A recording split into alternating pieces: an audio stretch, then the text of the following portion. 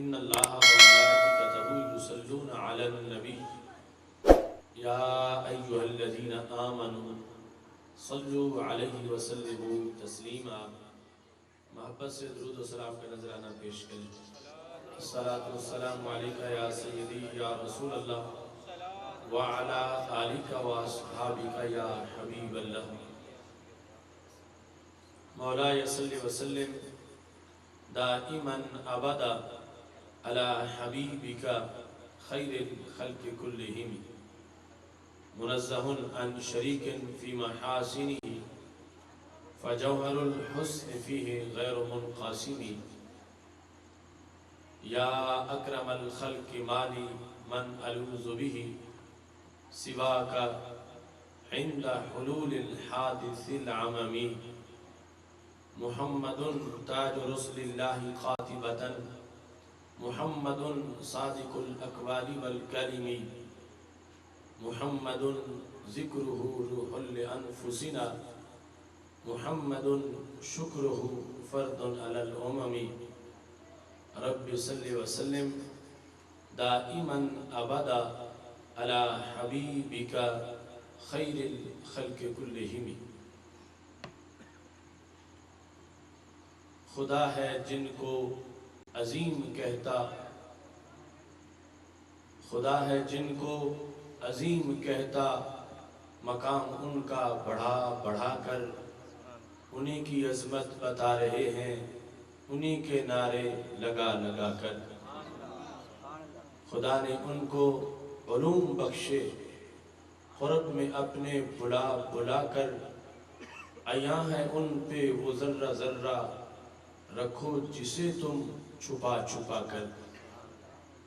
سمٹ کے ساری زمین آئی بنی ہتھیلی پہ مثل رائی، صحابہ نے بھی یہ دی گواہی جہاں میں ڈنکے بجا بجا کر۔ انہی کی الفت سے آج تک یہ دلوں کی مسجد میں روشنی ہے، نکھر کے آتا ہے ماہ نو بھی غبار طیبہ لگا لگا کر۔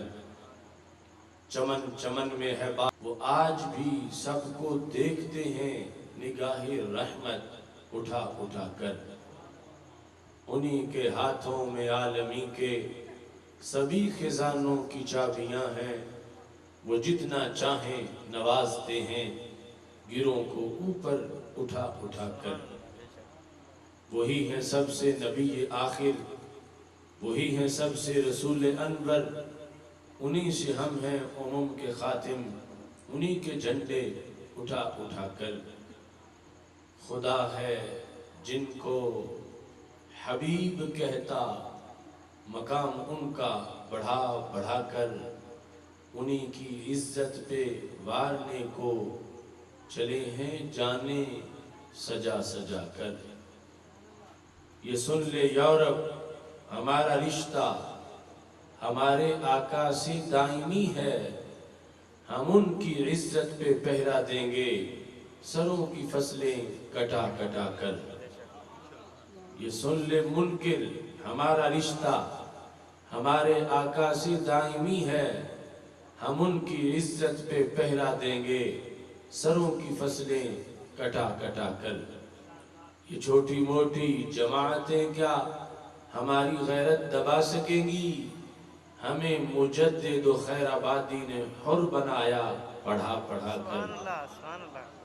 نہ گھبرانا باطل کی یورشوں سے، یہ بدر و خندق کا فیصلہ ہے، بھگا کے دم لیں گے ظلمتوں کو چراغ دل کے جلا جلا کر۔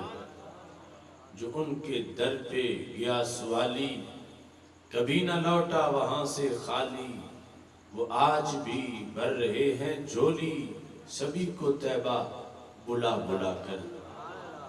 بنا جو شان نبی کا واصف، کہا کسی نے کہ ان کا آصف، حرم کی جانب بلا رہا ہے قرآن و سنت سنا سنا کر۔ اللہ تبارک و تعالی جل جلالہ وعم نوالہ واتم برہانہ وعظم شانہ وجل ذکرہ وعز اسمہ کی حمد و ثنا اور حضور سرور کائنات، مفخر موجودات، زینت بزم کائنات، دستگیر جہاں، غم گسار زمان، سید سروران، حامی بے قساں، قائد المرسلین، خاتم النبیین، احمد مجتبی، جناب محمد مصطفیٰ صلی اللہ علیہ وآلہ واصحابہ وبارک وسلم کے دربار گوہر بار میں ہدیہ درود السلام عرض کرنے کے بعد، اور ان کے محفل استاذ العلماء حضرت علامہ مولانا مفتی غلام حسن قادری صاحب زید مجدہ، نہایت ہی جلیل القدر سامعین حضرات، رب ذوالجلال کے فضل اور توفیق سے ہم سب کو اس عظیم الشان محفل نعت شریف میں شرکت کی سعادت حاصل ہو رہی ہے۔ میری دعا ہے رب ذوالجلال ہمارے ان بھائیوں کی اس کاوش کو اپنے دربار میں قبول فرمائے، اور جتنے بھی شرکاء نے شرکت کی ہے اللہ سب کو قدم قدم پر لاکھوں ثواب عطا فرمائے۔ خالق کائنات جل جلالہ نے قرآن مجید برہان رشید میں ہمیں حکم دیا ہے وَتُعَزِّرُوهُ وَتُوَقِّرُوهُ، کہ رسول اللہ صلی اللہ علیہ وسلم کی عزت و تکریم کرو اور اعلیٰ سے اعلیٰ آداب بجا لاؤ۔ نبی اکرم نور مجسم شفیع معظم صلی اللہ علیہ وسلم کی تعظیم و توقیر دو طرح سے ہے۔ ایک تو یہ ہے کہ ہم اپنی زبان سے رسول اللہ صلی اللہ علیہ وسلم کی تعریف و توصیف کریں، آپ کے فضائل و کمالات کو بیان کریں، اور دوسرا طریقہ یہ ہے کہ جب کوئی معاذ اللہ رسول اللہ صلی اللہ علیہ وسلم کی ذات والا صفات کی توہین کر رہا ہو تو فوراً اس سے توہین کا بدلہ لیں۔ محبوب کی توہین ہو رہی ہو، ایسے میں خاموشی سے بندے کا اپنا ایمان ضائع ہو جاتا ہے۔ اس وقت تعظیم و توقیر کا مطلب یہی ہے کہ جو توہین کا دھواں ہے اس کو ختم کرنے کے لیے بھرپور کردار ادا کیا جائے۔ یاد رکھنا، سب سے بڑا فرض جو امت مسلمہ کے ہر فرد پر ہر سیکنڈ میں فرض ہے وہ تحفظ ناموس رسالت کا فریضہ ہے۔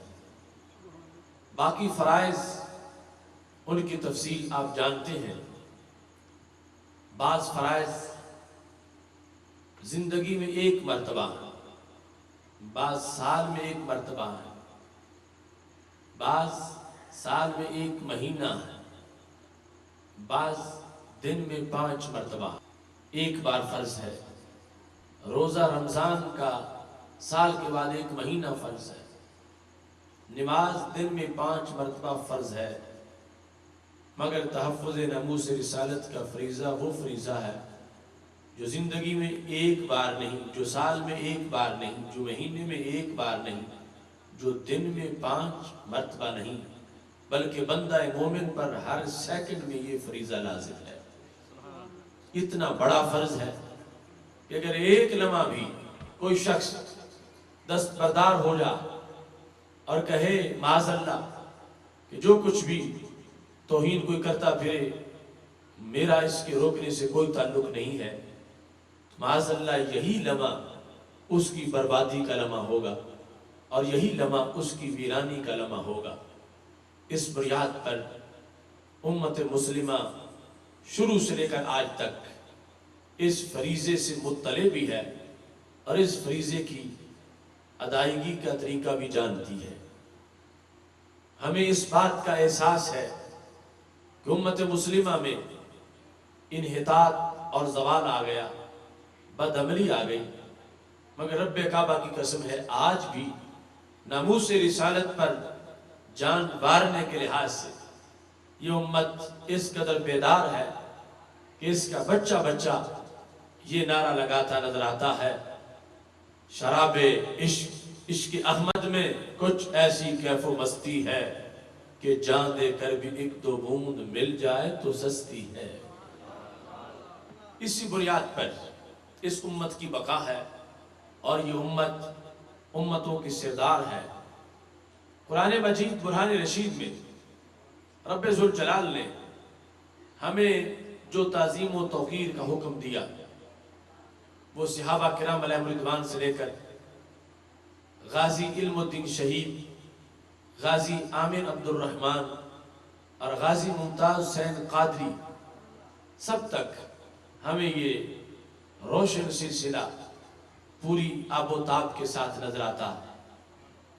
دور صحابہ میں بخاری شریف میں موجود ہے کہ سید عالم نور مجسم شفیع معظم صلی اللہ علیہ وسلم اپنی سواری پہ جلوہ گر تھے، گدھا مبارک دراز گوش اس پہ بیٹھے تھے، سواری گزر رہی تھی، محلہ عبداللہ بن ابی بن سلول کا تھا، وہ منافقوں کا سردار۔ جب وہاں سے سواری گزری تو شاید سواری کے قدموں سے غبار اڑا، اس نے ناک چڑھائی اور کہنے لگا آذانی نتن و حمارے کا۔ رسول اللہ صلی اللہ علیہ وسلم سے کہتا ہے آپ کے گدھے کی معاذ اللہ بدبو نے مجھے تکلیف دی ہے۔ جب اس شخص نے میرے نبی علیہ السلام کی سواری کے بارے میں لفظ بولے تو حضرت عبداللہ بن رواحہ رضی اللہ تعالیٰ عنہ ساتھ تھے، جو قادر الکلام شاعر بھی ہیں، جرنیل صحابی بھی ہیں، 8 ہجری میں موتا کے میدان میں شہید ہوئے۔ انہوں نے جس وقت یہ الفاظ سنے تو الفاظ سننے کے بعد وہ برداشت نہ کر سکے، انہوں نے جواب دیا واللہ لحمار رسول اللہ صلی اللہ علیہ وسلم اطیب ریحا منک، خدا کی قسم ہے میرے نبی علیہ السلام کی سواری تجھ سے کہیں زیادہ خوشبو والی ہے۔ سبحان اللہ۔ یہاں پر کئی باتیں ہمارے لیے آج اس موضوع کے لحاظ سے قابل غور ہیں۔ سب سے پہلے یہ ہے کہ آج کچھ لوگ ہمیں ناموس رسالت کے مسئلے پر پڑھانا چاہتے ہیں کہ آخر انسانی حقوق ہیں، فلاں نے اگر ایسا کہہ دیا تو کوئی بات نہیں ہے، مگر ہمیں اس حدیث سے پتہ چلتا ہے کہ عبداللہ بن ابی بن سلول نے ہمارے نبی علیہ السلام کی ذات پر اس وقت معاذ اللہ تنقید نہیں کی تھی، آپ کی صفات پر بھی تنقید نہیں کی تھی، آپ کی تعلیمات پر بھی تنقید نہیں کی تھی۔ اس وقت اس نے اس سواری پہ تنقید کی جس سواری پہ میرے نبی علیہ السلام تشریف فرما تھے۔ وہ دراز گوش ہے، گدھا مبارک ہے، اس کو اس نے عبداللہ بن ابی بن سلول نے بدبو والا کہا ہے۔ تو حضرت عبداللہ بن رواحہ رضی اللہ تعالیٰ عنہ نے جواب دینا ضروری سمجھا ہے، اور جواب دینے میں نبی اکرم نور مجسم شفیع معظم صلی اللہ علیہ وسلم سے اجازت لینا بھی ضروری نہیں سمجھا۔ حالانکہ صحابہ کرام علیہم رضوان جو دربار رسالت میں ان کی آداب ہیں، یوں محسوس ہوتا ہے جیسے سانس بھی پوچھ کے لے رہے ہوں، اور یہاں اتنا بڑا کام تھا، جواب دیا، لڑائی ہو گئی، جوتوں مکوں اور ڈنڈوں سے لڑائی ہوئی۔ حضرت عبداللہ بن رواحہ رضی اللہ تعالیٰ عنہ نے رسول اللہ صلی اللہ علیہ وسلم سے پوچھنے کی ضرورت محسوس نہیں کی۔ شاید وہ یہ بتانا چاہتے تھے کہ اگر پوچھنے تک رکا رہوں گا تو میں اپنا ایمان کیسے بچاؤں گا۔ حالانکہ نیا مسئلہ پیدا ہوا تھا کہ رسول اللہ صلی اللہ علیہ وسلم کی سواری کو گالی دی گئی ہے۔ ابن رواحہ پوچھتے یا رسول اللہ صلی اللہ علیہ وسلم اس کا جواب دینا چاہیے یا نہیں دینا چاہیے؟ اگر دینا ہے تو نرم یا گرم یا جواب بھی دینا ہے، صرف زبان کھولنی ہے یا ہاتھ بھی کھولنے ہیں؟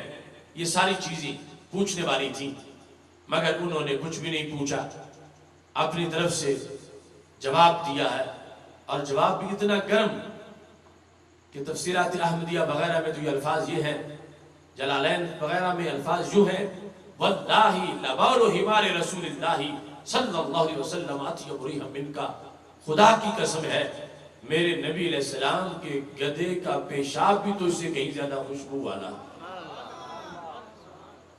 جس وقت یہ جواب دیا، لڑائی ہو گئی، حضرت عبداللہ بن رواحہ رضی اللہ تعالی عنہ نے ان کو مارا، مار کھا لی، مگر قرض نہیں رہنے دیا، اور یہ بتایا کہ قیامت تک کے مسلمانوں جس وقت توہین ہو جا میرے نبی علیہ السلام کی، اس وقت سب سے بڑی نعت یہ ہے کہ اس توہین کا بدلہ لیا جائے۔ اس وقت سب سے بڑی تعظیم و توقیر کا انداز یہ ہے کہ رسول اللہ صلی اللہ علیہ وسلم کی توہین کرنے والوں سے بدلہ لیا جائے۔